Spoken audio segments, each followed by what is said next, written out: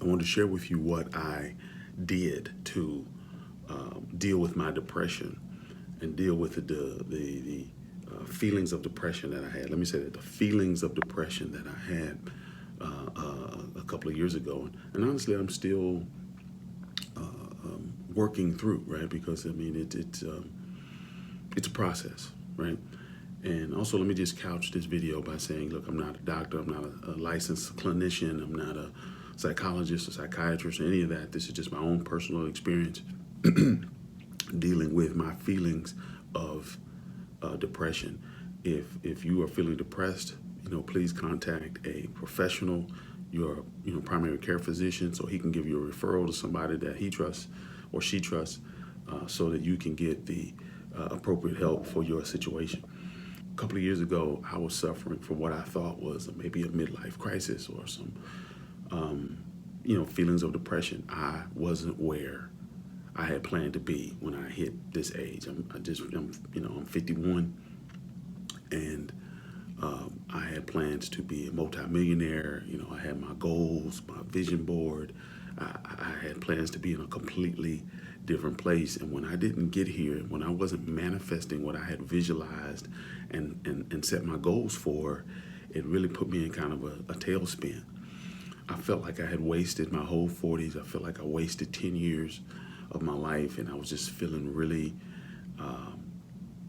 bad about not being further along in the development of my life. I also started to lose hope because, again, I wasn't a best-selling author. My book didn't sell.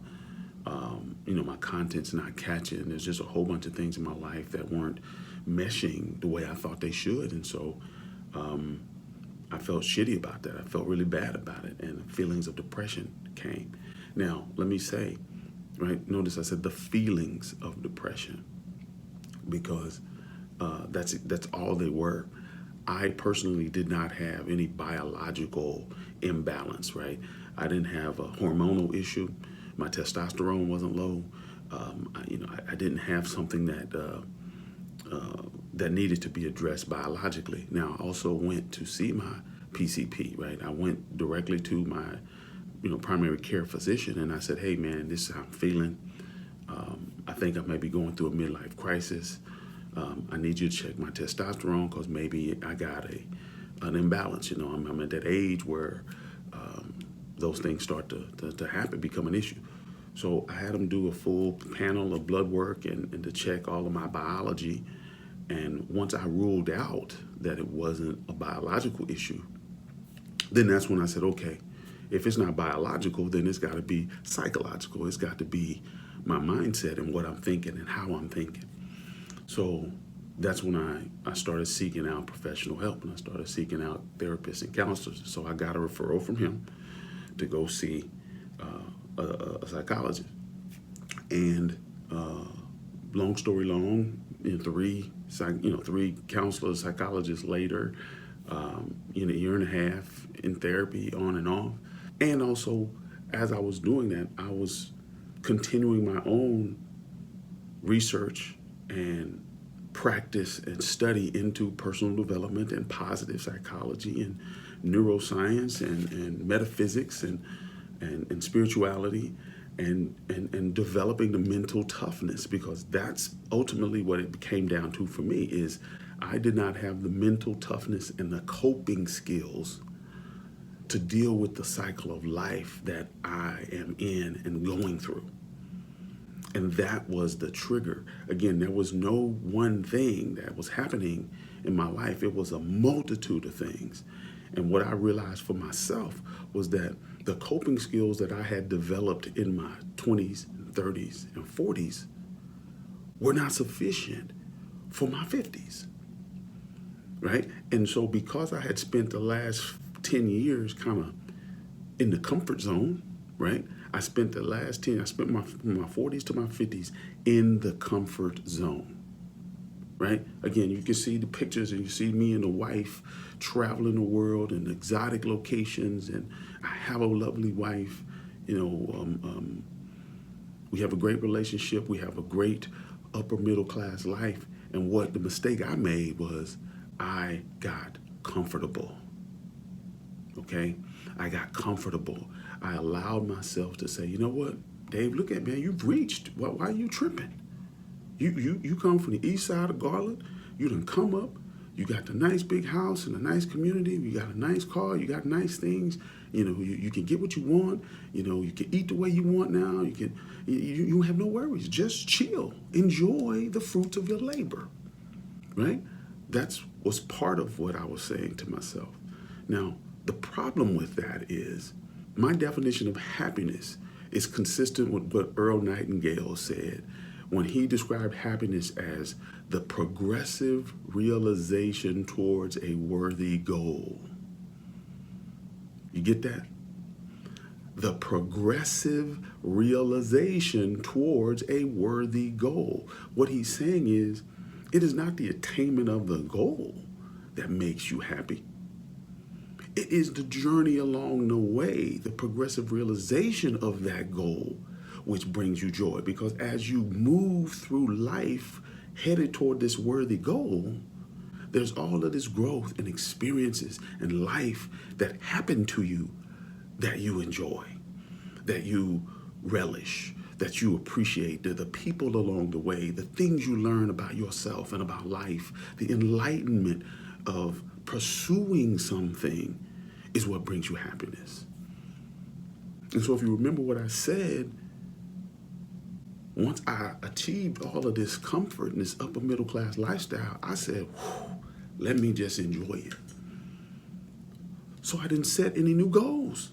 I didn't set a new goal. I didn't start a new book. I didn't create a new program. I didn't work in the community. I didn't do the things that make me happy. I didn't do the things that challenged me. I didn't do those things. I basically did not do my purpose, which is to be an educator, a philanthropist, a catalyst for positive change. I believe that's my purpose. And so I wasn't living in my purpose. I was just going to work every day, going to the day job, maintaining this, thinking, okay, well, this should be enough. Well, hey, man, you got a nice car. You should be happy. Hey, man, you went on a nice vacation. You should be happy. Hey, you got a beautiful wife. You should be happy. Yes, I had all of those things. I'm grateful for those things. But I was not moving towards a new goal. I wasn't progressing through my life, challenging myself and trying to manifest my own potential. So that's where my feelings of dissatisfaction came from, my feelings of unhappiness came from. It's because I wasn't working towards anything. I wasn't working towards anything. I'm passionate about this. I'm in my damn office right now at 4 o'clock in the morning talking to this phone because this is what I'm passionate about. I believe this is my purpose, was to educate, help, enlighten people, to provide solutions and information so that people can change their lives and manifest their potential. There's got to be teachers and there's got to be students. And right now my role is partly teacher, to share these enlightenments, to share these epiphanies, to share these strategies and tactics. So what I realized in my depression, how I dealt with it. One, I had to figure out exactly where it was coming from, okay? So once I figured out exactly where it was coming from, then I had to take responsibility for all the stuff I just said. Because I wasn't taking responsibility for any of it. I was saying, life ain't fair. People should have bought my book. People should support my Facebook and my social media. I can't make people like me. All of these things, I was making excuses as to why I wasn't more successful in doing and being who I wanted to be. I was blaming the world. Life ain't fair. And then this is this other one. It is what it is, right? Isn't that what we've it has become so ubiquitous in American culture now? Let me just tell y'all right now, both of those things are bullshit. Here's why. Life doesn't care about you. The universe doesn't care about you. The universe is neutral. It's balanced. So it's not that it's unfair to you and fair to somebody else. It doesn't pick and choose winners. The universe doesn't care. If you follow the rules of the universe, then you will get the results the universe gives. It's just that simple. The problem is none of us learn about these metaphysical principles. None of us learn about personal development and positive psychology and positive mental attitude. We mock that. We mock people who use positive affirmations and have vision boards. We make SNL skits about that. But then we tell you to go get a degree, follow degree theory, go get into debt. Doesn't matter how much debt you take, because you'll be able to get a degree and take your degree to the marketplace and be able to get a great job. When that is, it's just a lie. It's a fallacy. But it's all about what you choose to believe. When that crap didn't work out for me at Brooklyn College, I immediately said, I'm not following degree theory anymore. I already just spent, 4 or 5 years, pretty much my whole life following degree theory. It didn't get me what I wanted, so I wasn't about to go follow degree theory again to rack up debt for a master's and continue on with degree theory. I changed my philosophy that day in the early 90s because degree theory doesn't work, and that's been proven that's been borne out with the college debt ratio that people have now, and the fact that people don't even work in their industries where they got their degrees. So what did I lose? I lost my train of thought. Life, right? Life being fair.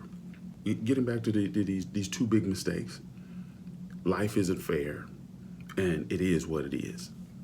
The universe is neutral. It doesn't pick sides. So what you have to do is make sure that you use information that gets you what you want, right? You've got to use information that gets you the results that you want. And so if you use some information and you don't get the results you want, you can't blame life and blame the world. You have to say, look, I took the wrong steps. You need to use the scientific method, look at what you did, recognize what did not work, and then you have to repeat the process with something different, right?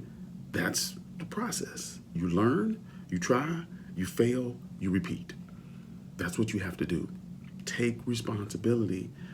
It's not about life being fair or unfair. It's about, are you doing the things in life? Are you in line with universal principles, universal laws, so that you can get what you want? Second thing, or this other thing about it is what it is. I believe that I can control the results that I get, right? Because I believe in the principle of manifestation. And this is borne out in the physical science, biological science as well, right? Because we know that psychosomatic illness is real, right? That hypochondria is real, that a person can literally think themselves into being sick and manifesting physiological sickness just by thinking about it, right? We know that the placebo effect is real, right? That the doctor can tell you, hey, I'm going to give you this pill for your knee, your arthritic knee, and come back and see me in a week and let me know how your knee is doing. And just because you believe that he gave you a pill that's going to help your knee, we've seen studies where people come back and say, hey, the pain is all gone, I don't have any more pain. And then at that point, the doctor says, well, look, I just gave you a sugar pill. I gave you a water pill. There was no medicine in the pill at all. The relief came from you believing you were being healed. So belief healing is real. Psychosomatic illness is real. Hypochondria is real. And so the law of manifestation states that what you think about determines how you feel, and how you feel determines how you take action. And the actions that you take in the world determine the results that you get.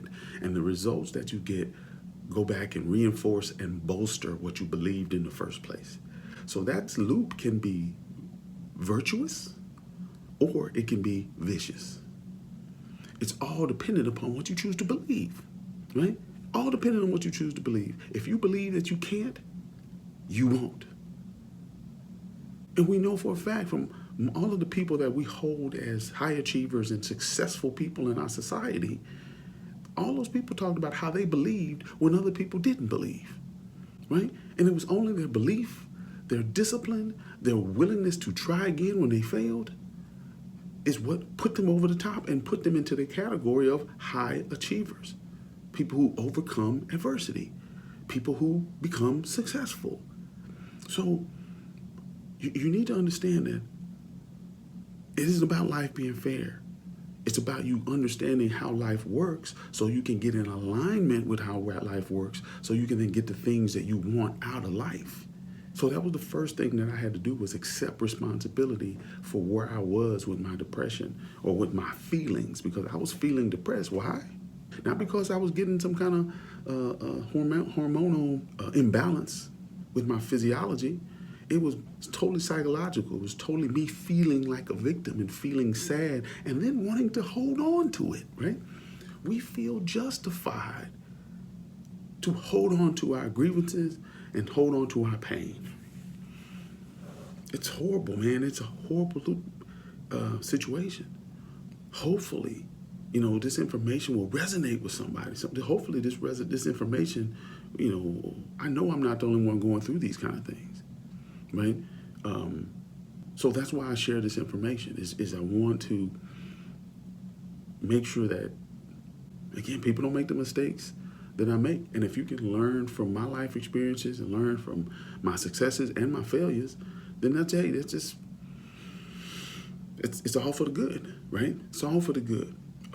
There's so much information and content that I get from other people like Tom Bilyeu, Brendan Burchard, Gary Vaynerchuk, Lewis Howes, Jeremy Anderson, Eric Thomas. There's all my contemporaries, people out here who are sharing their content and sharing this information. So I'm going to do the same thing. We're in a sharing economy right now. Where do your beliefs come from? You're not born with your beliefs, right?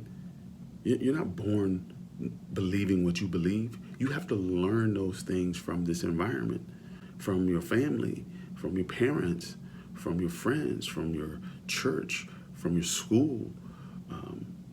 All of this stuff is learned. And so if you live in a place that is nurturing and supportive, then you'll get more of this information. If you live in a place that's not, you'll get less of it. But your belief system becomes shaped by your environment. You're not born with this stuff. And so what you need to do is develop a mindset of curiosity, what I call critical thinking. Respectfully question what you know. Live a life where you're always saying, hey, is this the best way to do it? Am I doing it the best way? Right? I'm always open to doing something different. If somebody comes in with something that's better than what I'm doing, I'm willing to change it. I'm willing to give it a try. I'm willing to incorporate it.